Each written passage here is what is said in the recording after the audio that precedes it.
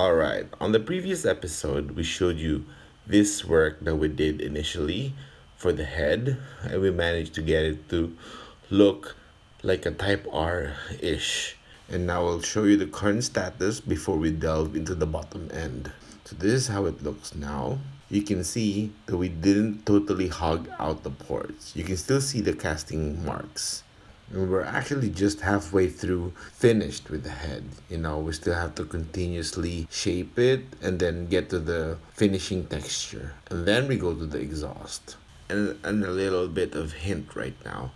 A lot of people concentrate on porting the intake, making it look so good or flow better, and just cleaning up the exhaust. When in reality, the exhaust plays a major role in developing torque for the engine. It actually can affect how your lobe separation angles work or be efficient. And that could dictate whether your intake wants to be advanced or more retard. And on a D series, that's crucial because the lobe separation angles are fixed. On the B series, though, it's equally important because it lets you fine tune the characteristics of the motor to be suitable for whatever application you intended to be used on or raced.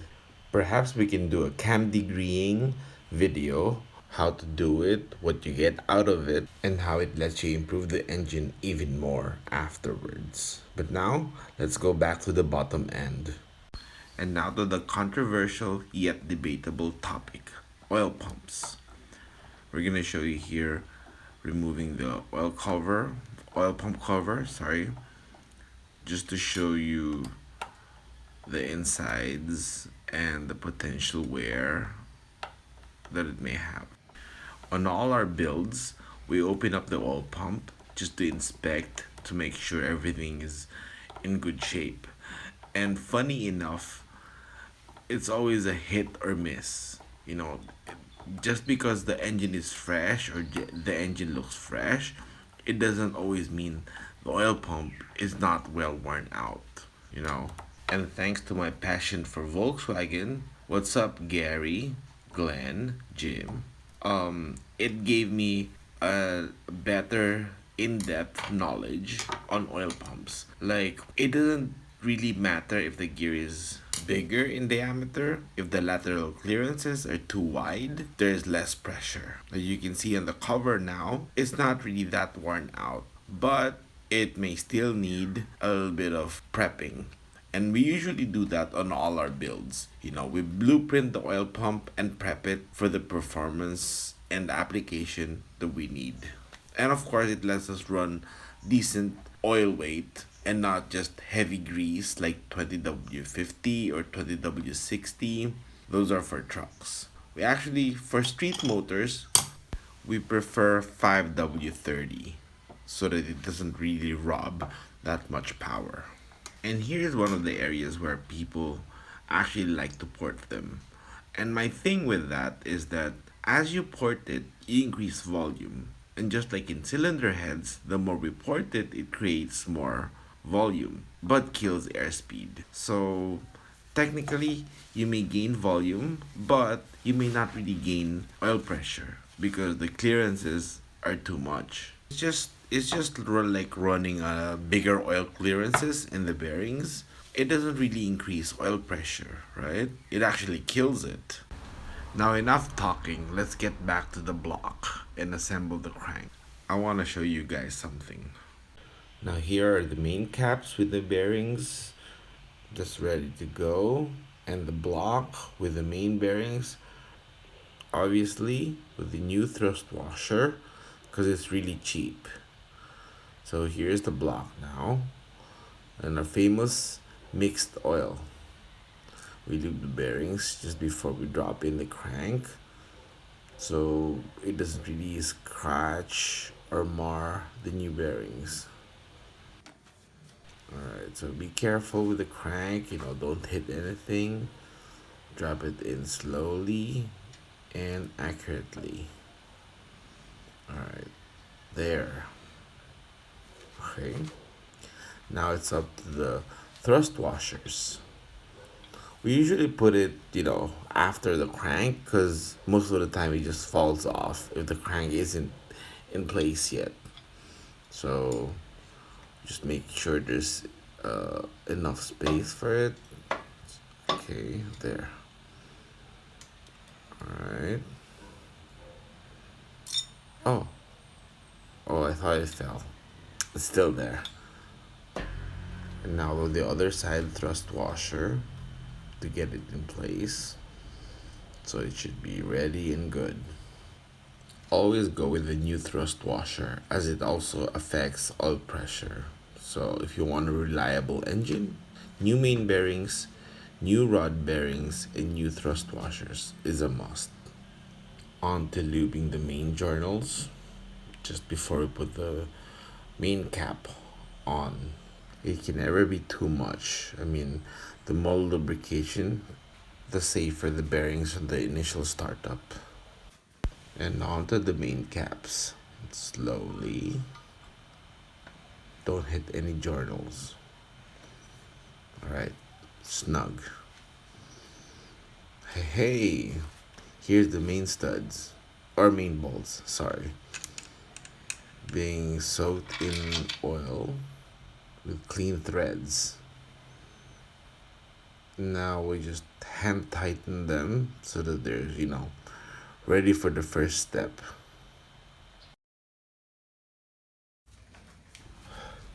Alright, the first step is 18 feet-pounds of torque. So we'll go with it now. Alright, we start in the middle, and we just let it click on to the next one. Alright. Then, yep. The more you tighten them, the more in place the main girdle gets. So some of the bolts you have to tighten even more with your hand. That's the last one. Alright. Yep. See, you just have to tighten it more with your hand. Now on to the second step, 38 feet-pounds. You have to always tighten it in the proper sequence to avoid bending or twisting the crank. I really have seen a twisted crank or a bent crank after disassembling it, which means it was improperly torqued or tightened on the mains. Last few bolts now, and then on to the third step. Let me adjust it. Alright, on to the final step, 47 feet-pounds. So hopefully this one spins lightly. That's one of the main reasons why we created that mixed oil.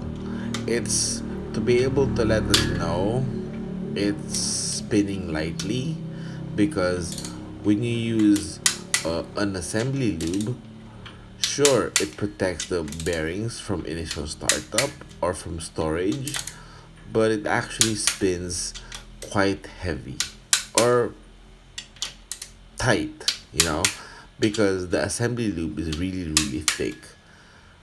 And so let's see right now.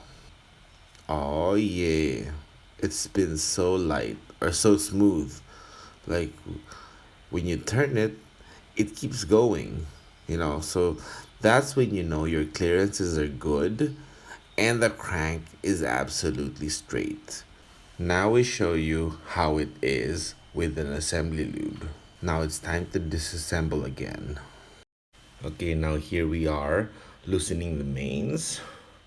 Okay, after wiping the bearings clean, we use Torco assembly lube, my favorite. Notice how thick the assembly lube is. It takes a while to just pour it. Okay, careful with the crank now. Oh, uh-huh.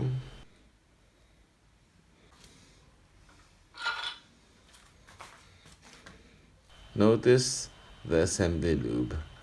It's just gonna stay lubricated. Okay, well, here's the cap now. Alright. See how heavy it turns. Right. Look. I'm actually having to grip it harder or stronger on the crank just to turn it. It's because the assembly lube is super thick. Next episode is gonna be all about piston rings, ring gaps, and piston ring clocking. The details that give you every single bit of horsepower you could actually gain from your build. So, thank you for yet another segment of fun sharing information with you guys. We hope it's helping you understand more about your engine or your car, or even give you better ideas on what to do next. So, stay tuned.